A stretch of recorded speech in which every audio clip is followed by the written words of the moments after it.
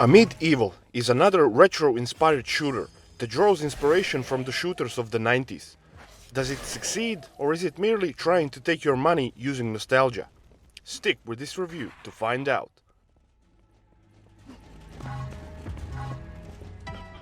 AMID Evil came out in 2019 for the PC, and in 2020 there's a release planned for the Nintendo Switch. This is a retro-inspired shooter, but with some quality of life improvements that the shooters from the 90s didn't have. This game draws its inspiration from the legendary games, Hexen and Heretic. And if you don't know these two games, well, you don't know what you're missing. These were legendary shooters of the 90s that featured a dark fantasy world and a different set of weapons from Duke Nukem and similar shooters. In AMID Evil, there's a story. But I gotta tell you, it's really scarce and has an ambiguous storytelling. Basically, it goes like this. In the ancient past, a mysterious and powerful evil force appeared and corrupted the sacred lands. Many heroes tried to defeat the evil force, but all failed. You play as the champion, first one to overcome the trial of the Black Labyrinth and win the right to carry a holy battle axe. This powerful relic grants you passage to the higher planes, and you travel to an interdimensional gateway, and you start your massacre in order to cleanse the sacred lands. And that's pretty much the whole story. I loved this kind of storytelling back in the day, and I love it now. So you play as the champion, and you massacre tons of evil creatures. How do you do this? Well, by using weapons, of course. The first weapon you get your hands on is the axe. It's a melee weapon, and it works point-blank range, as you would expect. Then there's the staff. It's a weapon that shoots out blue orbs at a decent rate and uses the blue mana. After that, you get your hands on the sword. It's called the Whisperer's Edge, and it's not a melee weapon, despite what you might think. It also fires projectiles, green sword projectiles, and uses the green mana. Then there's the Voltride. It looks like one of those tools you pick up hay with. This is the only hit scan weapon in the game. It shoots out lighting and zaps enemies until they die. But it also has another cool function. If you keep zapping the enemy, even after it's dead, it'll explode the enemy and also chain lighting to the other surrounding enemies and do massive damage to them. It shares the blue mana pool with the staff. Then there's the weapon called the Celestial Claw. It's pretty much a rocket launcher, but instead of rockets, it shoots out planets. Yeah, planets, because why not? It does massive damage to the enemies and can even do damage to you if you shoot it close to yourself. This is my favorite weapon in the game, hands down. It uses the orange mana. Then there's the Staff of Torment, which is also a very cool weapon. It shoots out grey crystals and acts as kind of a shotgun. It can also nail enemies to the wall. It shares the green mana pool with the sword.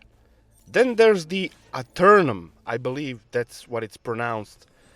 And this weapon is essentially a BFG gun. It shoots out a purple bubble that chains enemies together and kills pretty much everything on the screen. Probably the strongest weapon in the game. But they balanced it pretty nice, because it's hard to find the purple mana for it. All the weapons are useful, and I like how you have to find mana for them. That also goes for other pickups as well as health. Everything has to be collected the old-fashioned way, via pickups scattered on the map. When you kill an enemy, they drop a soul. Collect enough of these souls and you can enter soul mode. This pretty much gives your weapons more damage and an alternate firing mode that is more destructive than the regular mode. The sword becomes a rotating sword. Staff becomes a higher fire rate staff with increased damage. Sword shoots out projectiles that bounce off the walls and do more damage. Voltride shoots a bigger and more deadly ray of lighting. The Celestial Claw shoots out stars instead of planets and has increased damage. Staff of Torment shoots out faster and more deadly projectiles.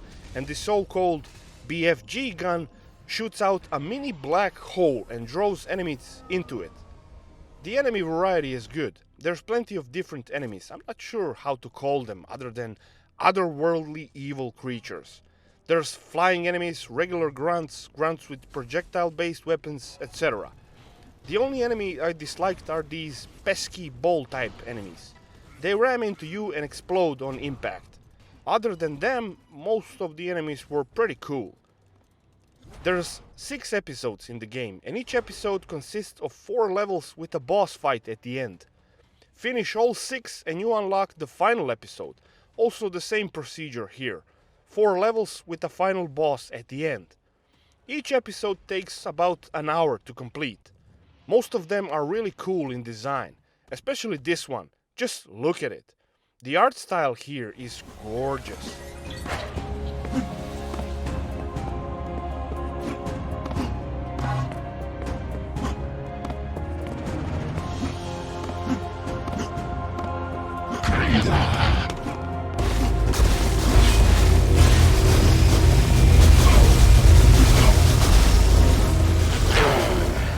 It's not all combat. There are puzzles for you to complete. They come in form of switches and collecting keys. It's old school design, but not too old school. I hardly got lost and the levels are not too complex. There are some episodes that can be annoying in terms of the level design, but like I said, most of them are very good. In each episode you're stripped of your weapons and you have to find them again, but you acquire most of your weapons in the first level of each episode, so it's not a big deal. I'd actually prefer a more linear weapon acquirement system. You finish the first episode and you've already seen all the weapons the game has. I said there's a boss at the end of each episode. Yeah, there is. But this is also a weak point of the game, I think. Most of them boil down to just spamming the soul mode and shooting stuff at them while dodging their projectiles. There's no trick to defeating them. Most are there to just take X amount of damage from you. Some do have clever tricks to defeat them, but unfortunately, like I said, most boil down to you shooting them while circle strafing. I also love that you can quick save in this game, a feature getting more rare and rare with modern games. Of course, you can even save scum as evident in the whole footage recorded for this review. I'm a save scummer, what can I say?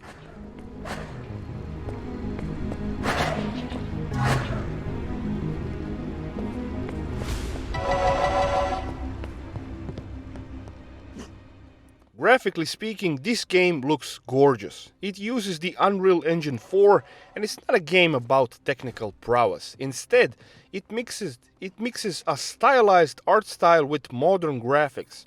Weapons and pickups are 2D sprites, while the environment is fully 3D. The textures don't look all that crisp, but this is intentionally so. It's meant to resemble a retro shooter, and I feel it succeeds in that. But in some select scenes, the lighting of the Unreal Engine 4 and the brilliant art really do come together to create this gorgeous look. I have to show you this again. I mean, just look at it. Art, bruh, art. I recently upgraded to a new system, Ryzen 7 3700X, Vega 64 and 16GB of DDR4 RAM. But it wasn't to play this game at max settings, I'll tell you that. What I mean by that is, this game is really not taxing on the hardware. Any few years old rig can play this at max settings without breaking a sweat. It even says on the GOG's website, when you take a look at the requirements, it says optimized to run on a toaster. It really says that. This game will set you back around 14 euros or about $16. And it's worth every penny. It will provide you with a solid 10-hour campaign if you're into retro shooters. We are living in a retro shooter renaissance with titles like AMID Evil, Dusk and Ion Fury. I also have a review for Ion Fury. I'll put a link in the description if you're interested to watch it. I'm not sure what to say anymore. If you're into some high quality hexen-like throwback shooter, well, look no further than AMID Evil. If I had to give a score to this game, I'd give it 9.3 out of 10.